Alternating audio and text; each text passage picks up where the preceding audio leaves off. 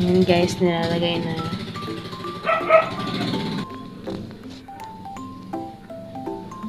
Nilalagay na niya yung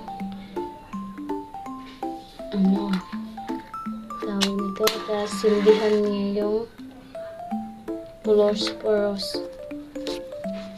Ayan na guys. Ganyan maggamot ng guys. Ipakita ko na yan sa inyo sa screen yung ginagamot namin. Butig. Ayaw pa. Ganyan guys. Hanggang sa umabot yan sa dulo. Ng ating walang hanggan.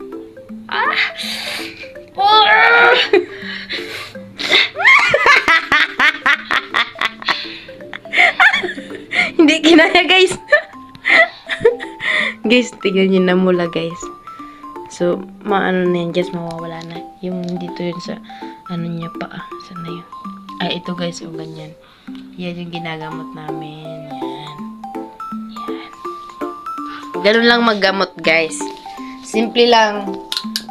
Itong, meron kayong walis tingting, itong gamitin nyo. Tsaka, puspuro kaya lighter. Sindihan nyo to, tsaka, ganito, didemo ko sa inyo para malaman. Yala. Ganito guys. Sa mga bata dyan, huwag nyo itong gagayahin. Ay. Gawin nyo lang itong steps na ginagawa ko.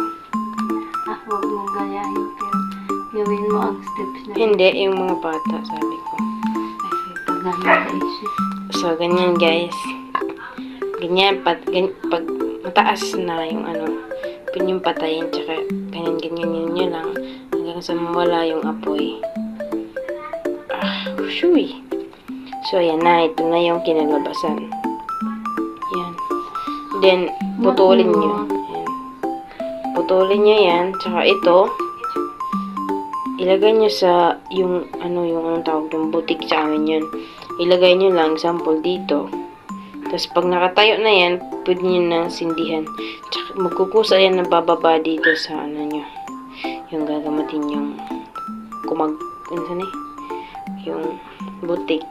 So, yun lang guys. Comment and subscribe!